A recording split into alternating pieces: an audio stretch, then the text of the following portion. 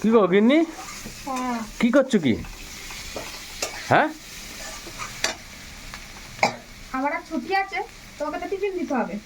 তার আজকে দুপুরবেলা অনেকটা ভাত বেঁচে গেছে যে বুঝলে, আচ্ছা, তো ওই জন্য ভাত ভাজা করে দিচ্ছি, নিয়ে চলে যাবো এখন। ভাত ভাজা। হ্যাঁ, বাবা, তুমি ইউনিক ইউনিক রান্না বান্না করছো যে। যেটাকে বলতে পারো গরিবের ফ্রাইড রাইস, ফ্যারা রাইস, ফ্যারা রাইস। গরিবের ফ্রাইড রাইস বলবো, ফ্যারা রাইস, তাই তো? মানে ভাজা ভাত। ওই ভাজা আর কি।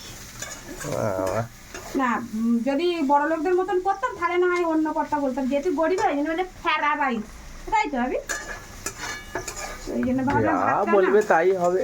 ভাতটা অনেকটা বেঁচে গেছে তো। হুম, তো এই যে এখানে আলু পেঁয়াজ, আর ঘরে তো কোনো সবজিও তো তেমন নেই, তা কি করে যা ছিল অগত্যা তো সেই দিয়েই চালিয়ে দিলাম।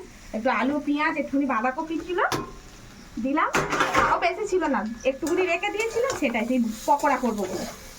আর একটু আদা কুচি ঠিক আছে। দিয়ে আর কি।